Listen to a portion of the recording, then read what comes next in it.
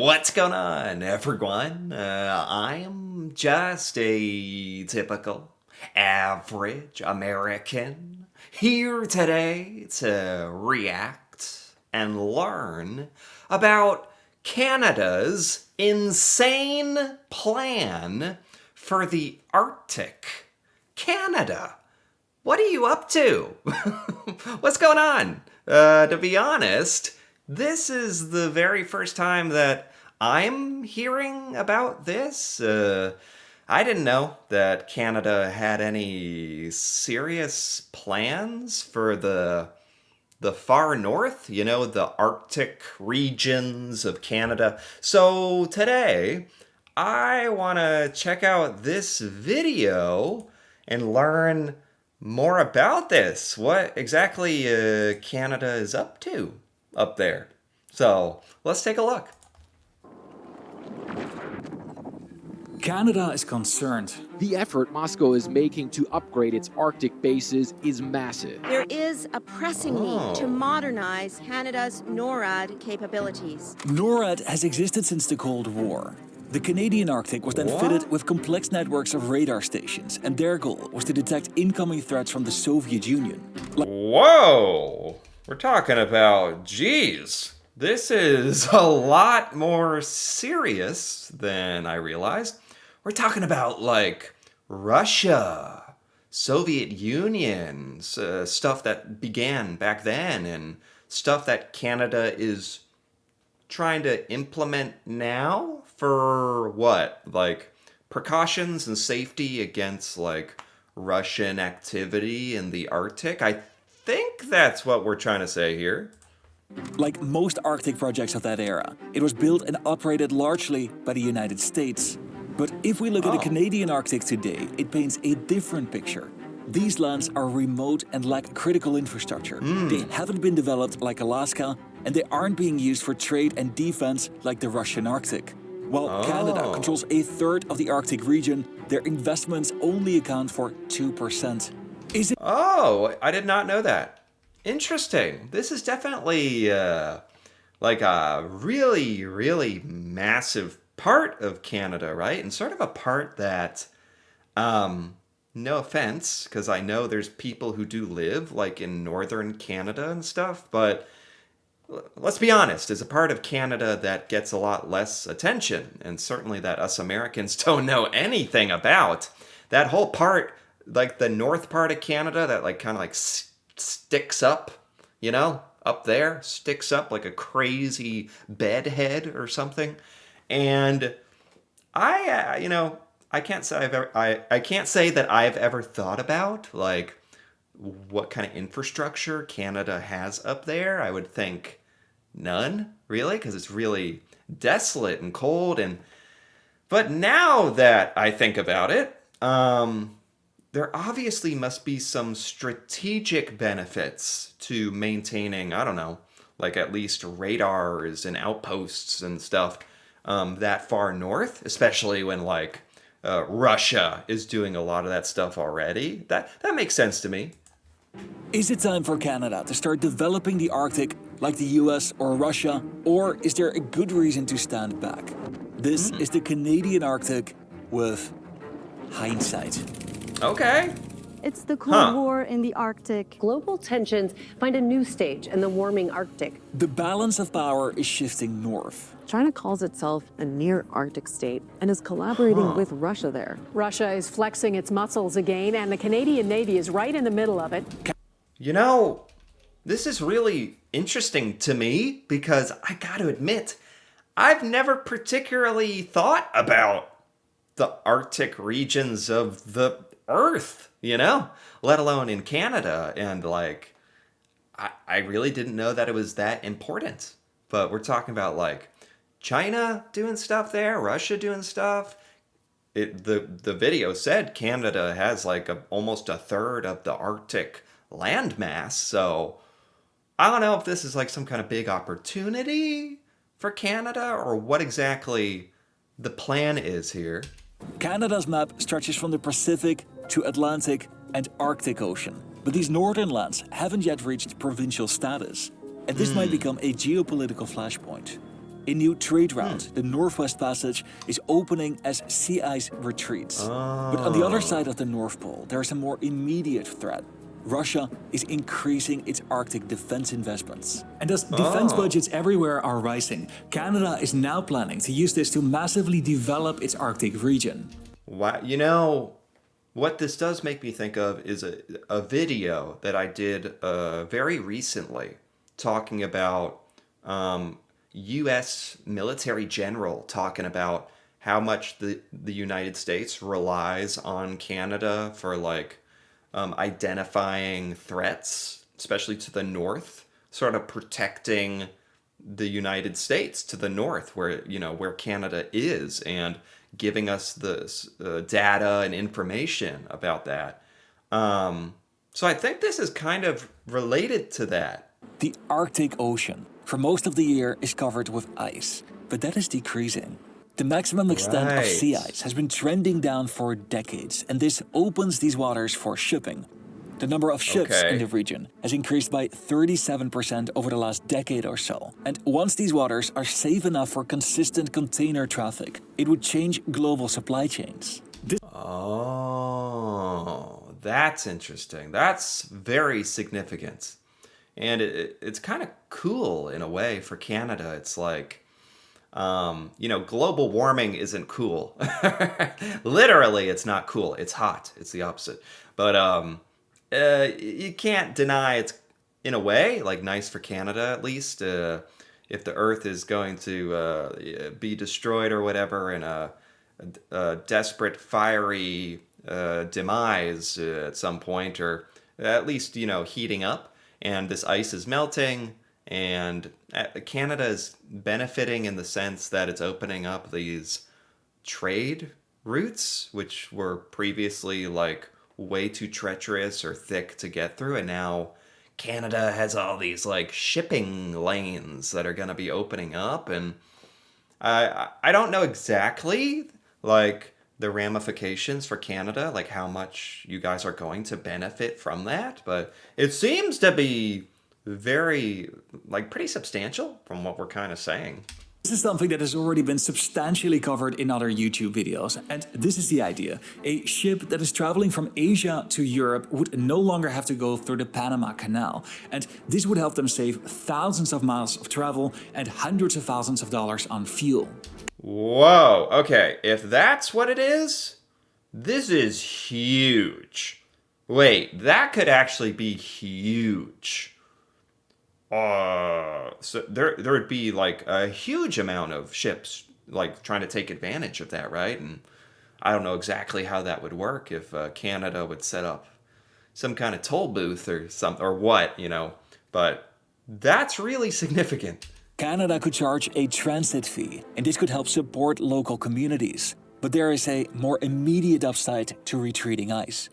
Tourism. It has become commonplace for major cruise liners to offer trips to the Canadian Arctic. The region is an ecological wonderland with a strong cultural heritage, and it's pristine. All these places have been visited by cruise ships between 2014 and 2019. I gotta admit, I've never thought about a cruise ship going to where it's really freaking cold. I think a lot of us, when we think of a cruise ships, it's like the Bahamas or something, you know, somewhere really warm. But I get it. Like, it's probably is like a natural wonder, and there is something, you know, larger than life and kind of amazing about the Arctic and all the ice and the vast expanse of water. And I don't know if it would be my first choice for a cruise, but I get it. I do get it. That is an industry. This could evolve into a major segment of the economy, providing jobs for local communities. The number of cruise ships has more than doubled since the 1990s, and the number of pleasure yachts has increased by a factor of 40. Pleasure yacht? What's a pleasure yacht? Why do they call it? What is that? Tourism can play a part in the development of this region, but currently it's still a niche sector. In 2024, the vast archipelago was only visited by 87 cruise ships. The vast majority of ships are fishing vessels, which is another segment of the economy that is now opening. Less sea ice means less treacherous waters and a longer window of opportunity to fish. There are also believed to be some natural resources, especially in this bay, between Canada and Greenland. So, a couple things going on here with Canada's possible plans for the Arctic. Establishing more like military or data collecting sort of bases, you know, to counter the threats that are kind of being made from Russia, or expansions with China and Russia and stuff. And you know, it'd be nice to have more of that intelligence up in the Arctic areas. And then there's this whole like trade routes and melting ice and tourism stuff going on. So there's actually a lot of different sort of opportunities in the Arctic that I was totally unaware of for Canada that are becoming more and more relevant. It's really interesting. In 1985, a US Coast Guard vessel transited the Northwest Passage without requesting permission from Canada. Canada responded by drawing straight baselines around the archipelago, which in simple terms means that it declared these waters as internal waters, where foreign countries need Canada's permission to sail. But that's not recognized by everyone. China's icebreaker, the Shuilong or Snow Dragon, has arrived in the North Pacific Ocean. China made its position clear. They consider these international waters, where they believe all countries are free to pass. Whoa. That's controversial. Even wow. So this trade passage is really beneficial to a lot of countries around the world. And so people, you know, countries are making different arguments for if this belongs to Canada, if this is Canadian territory, or if this is international territory. And the US didn't even ask permission to use it, and China didn't ask permission. I don't know what I think about all that, because if you think of it this way, like, when this Arctic area had no purpose, and there was more ice and more blockages, and it wasn't valuable, you know, it wasn't a feasible trade route, nobody cared. No one would have cared. Like, it was Canada's. I think everybody in the world would have been like, looking at the map and be like, oh yeah, that thing? Yeah, that's Canada. Yeah, of course. Yeah, we wouldn't go there without permission. But now that there's something to gain, you know, now suddenly with raising global temperatures that have melted this ice, and it's a perfect trade route, and it's saving everyone money, now suddenly it's like, oh, what? No, that was everybody's. Didn't we all kind of agree on that? That was just an unspoken acknowledgement. Like, that's No, I think that's Canada, right? Like, you know, I'm American. My country has stuff to gain by declaring this international, but that's part of Canada. Like, what? Hasn't that just always been Canada? What are we talking about? The position of the United States has remained unchanged. The US fears that if they accept Canada's claim that these are internal waters, that it would set a precedent for other countries to do the same. Iran could argue that the Strait of Hormuz is an internal waterway. China could say that the South China Sea are internal waters. They defend the broader principle of freedom of navigation, also in the Canadian Arctic. I mean, don't get me wrong. It would be nice if Canada voluntarily declared it international waters, but it's pretty close to, like, the mainland Canada. Like, I don't know what to think about this. Like, and I don't know what the international precedent is. Like, apparently there's this, like, a South China Sea that everybody can go through, which is nice. I don't know. This is a tough call, actually. It doesn't help Canada's case, though, that the Arctic region is so desolate. This is the Arctic population by country. Most people live in Russia, followed by the US, and second to last, Canada. Even though 40% of Canada's landmass lies within the Arctic region, only about 0.3% of the population lives here. they invest substantially less in the Arctic than other countries. Arctic investments account for just 0.6% of total government investments between 2017 and 2021. Oh, wow. Which doesn't change anything about Canada's sovereignty in the Arctic, but it does make Canada less of an Arctic power. I was gonna say, like, just because you don't feel like living in a certain part of your territory doesn't make it not yours. You just don't. Yeah, I don't know about that. I like to look at these stories in a wider historical perspective. And the story of Canada started with the expansion from coast to coast. And technically, they already reached the coast up there as well. But these territories, these northern regions, they are still categorized as territories. They are sparsely populated. They lack critical infrastructure and diversified economies. Okay. More than 2,000 kilometers away from Ukraine, Russia's war is having a major impact. The alliance is holding its largest military exercise in the Arctic since the Cold War. Oh, wow. Ukraine was a turning point. The Arctic Council was suspended, and Canada and the US announced multi-billion-dollar deals. Canada is investing $4.9 billion over the next 6 years to modernize our continental defenses. NORAD. Okay, so now we're finally kind of getting into the modern day of what's happening now. And it sounds like, especially after the Russia-Ukraine war started, that Canada, you know, found a reason to really put this into effect, into overdrive.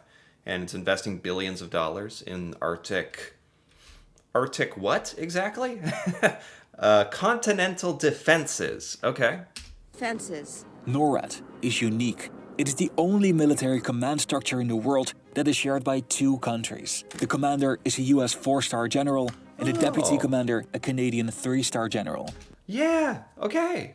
This is literally from a video I did just like a few days ago, where this guy talked about this NORAD thing, the joint U.S.-Canada defense system, the only one in the world that's shared between two countries, which is awesome, and how we rely on Canada for a lot of safety and data and information and defenses of the North and the Arctic areas. And that's like the biggest vulnerability for the United States, because we really, really rely on Canada to hold up that part of it. And the deputy commander a Canadian 3-star general. They watch for incoming aircrafts or missile threats. Most of them are approaching through the Arctic. Since 2022, they announced major deals amounting to billions and sometimes tens of billions of dollars to invest in modernizing these systems. Okay. This happened before, during the Cold War, and this led to very brief, localized economic growth, but it didn't translate into prosperity on the ground. Many American companies were contracted, and many radar stations were staffed by Americans or Canadians from southern regions. But this time around, the Canadian government put community outcomes front and center. To build Canada strong today, I'm announcing the $1 billion for a new Arctic Infrastructure Fund to support major trade and transportation projects. They prioritize. Sounds like Canada is doing a lot now. Like, maybe for a long time, not a lot was happening, but now, you know, better late than never. So it sounds like Canada is investing a ton into developing the Arctic areas, which is great. Northern contractors. They focus on building infrastructure that serves the military as well as local communities, and they aim to create jobs for locals. These are the stated goals of the Canadian government.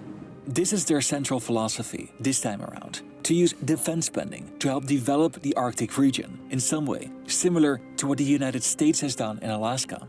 And while everything I've said so far about the relative low level of investment of Canada in its Arctic regions is true, there's another side to this story. Oh my God, this just keeps going and going. So what is Canada exactly going to build with these billions of dollars? Like missile outposts, radar stations? Like, I wish they would get a little more specific. What exactly is being developed? In 1999, Canada separated the Northwest Territories to create Nunavut. The goal was to give Inuit people greater self-governance over their traditional lands. Sure. And this was the largest land claims agreement in world history.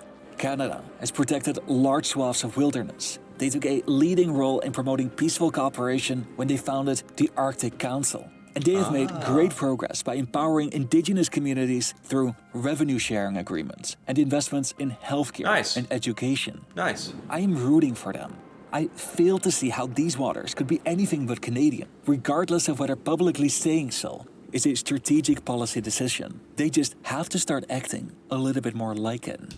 So, you know, the maker of this really, really good video surmises that it's Canadian territory. You know, we were talking about that, like how some countries aren't, including the US, don't acknowledge the trade route as being Canadian, but yeah, I already gave my thoughts on that. I would think it is, and that Canada has not only a lot of work that they're currently doing in the Arctic areas, but a lot of investment and a lot of benefits and a lot to gain from developing these areas, whether it's for the tourism or the military defense or the trade routes or, yeah, there's so much more going on in this, like, the Arctic of Canada and it's way more important than I ever knew. Anyway, this video was created by a channel called Hindsight, and this was really, really good, and I learned a lot from this, so that was great. And if you enjoyed this, feel free to give this video a like, or leave a comment with your thoughts on any of these interesting, crazy plans that Canada has for the Arctic. That'd be cool to hear about. And if you're interested in more videos like this, me reacting to Canada and learning about Canadian things that I've never seen before, feel free to subscribe for more. And until then, thanks for watching, and see you next time.